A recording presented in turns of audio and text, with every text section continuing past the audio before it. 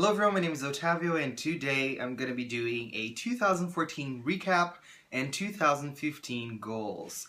I just wanted to combine these two sorts of videos because initially I wanted to do 3 videos, one stating my top books of 2014, another one recapping the year, how many books did I give 3 stars and how many books did I read and how was my reading experience and all that stuff.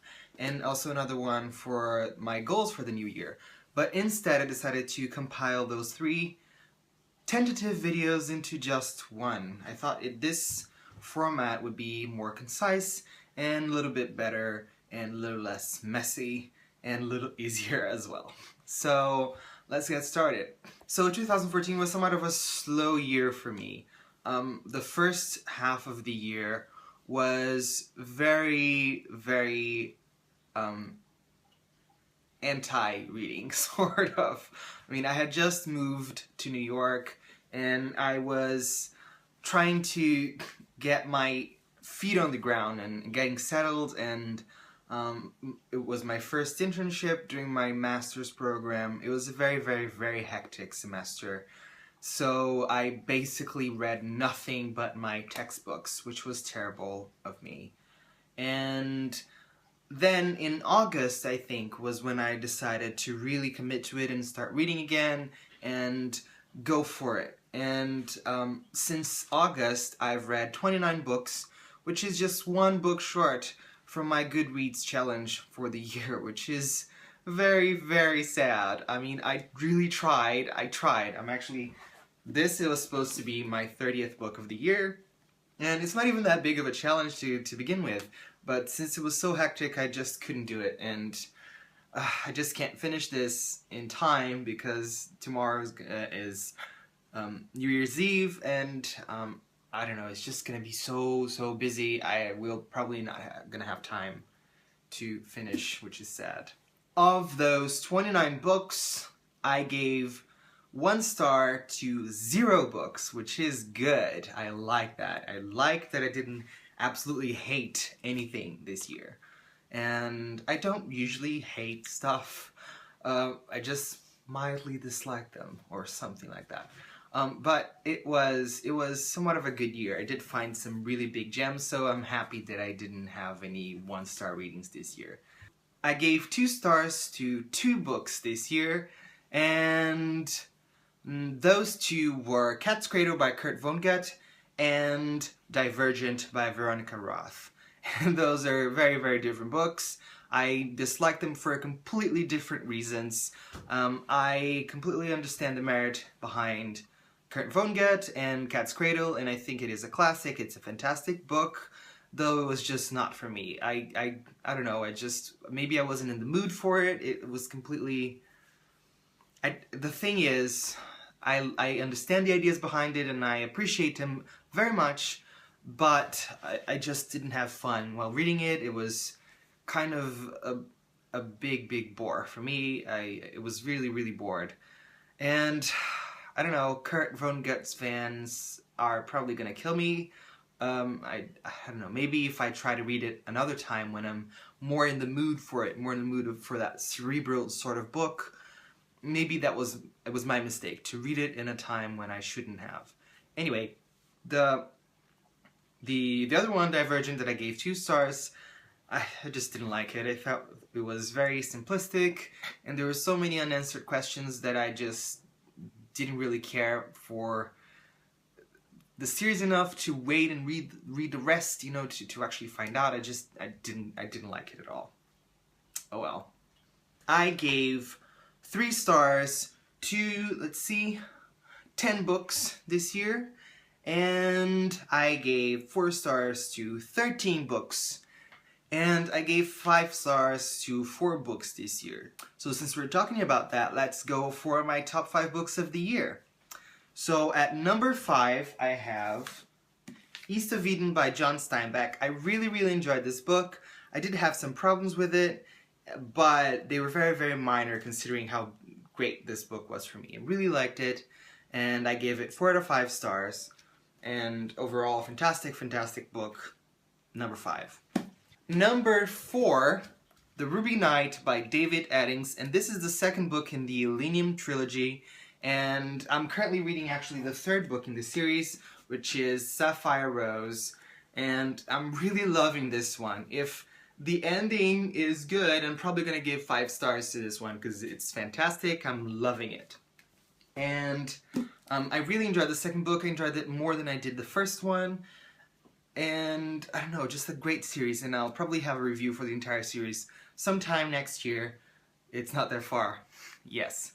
Number 3, I only have The Dust Jacket. And it's The Golden Compass by Philip Pullman. I have the bind up for the entire series here. Well, the Dust Jacket for the bind up for the entire series. I really enjoyed it, and I had put it off for a while because I hated the movie, but the book is really great, and I cannot wait to continue on the series. I think it's going to be fantastic.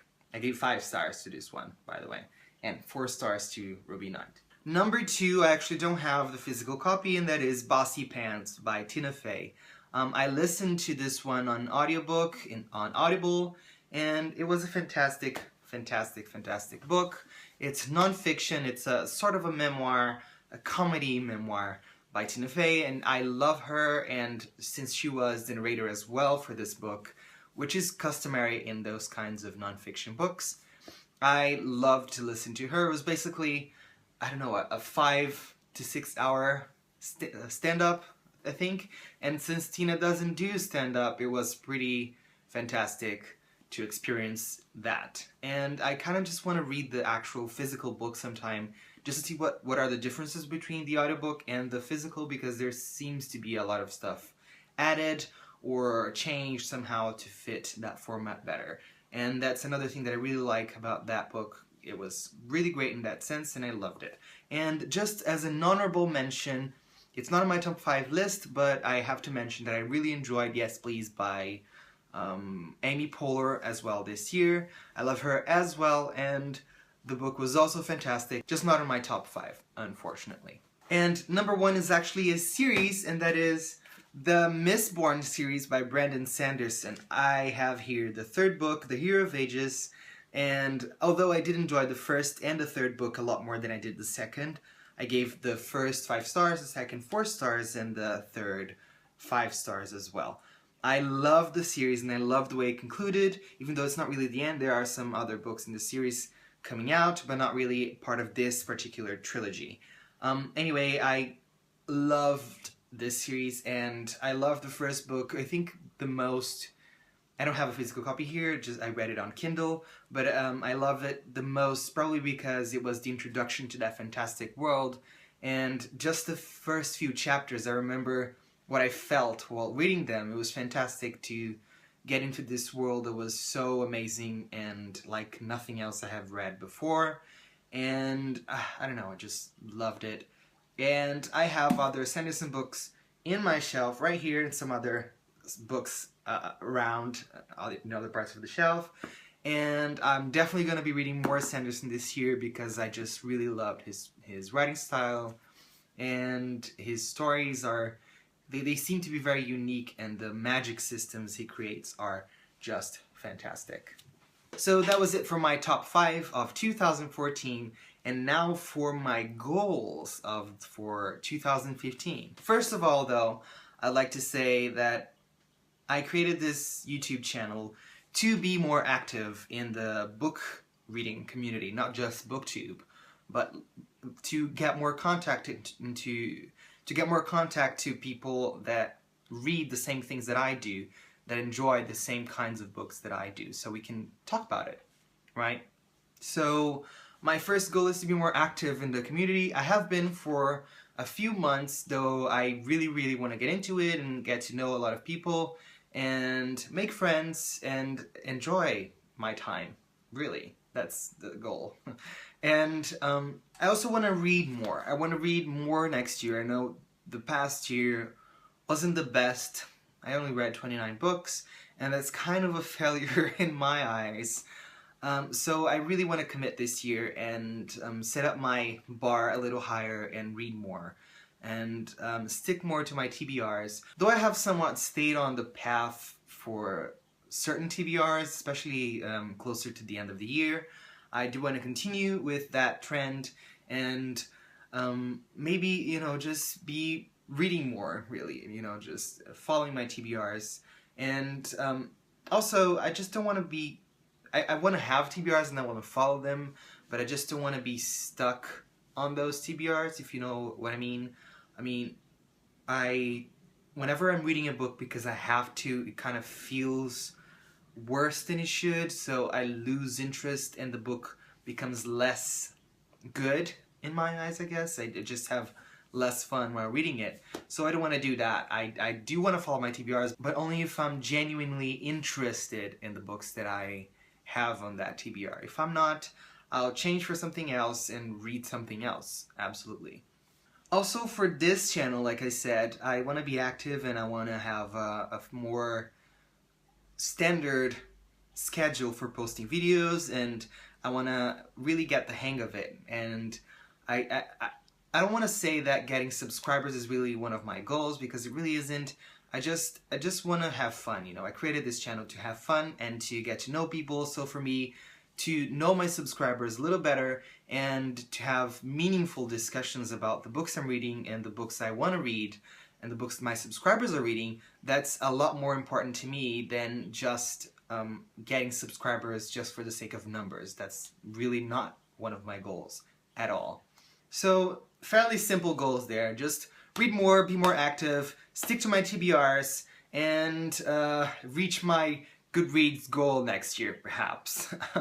Well, this is it for this video, guys. I hope you enjoyed watching it, and thank you for watching it, and Happy New Year, and I'll see you next time.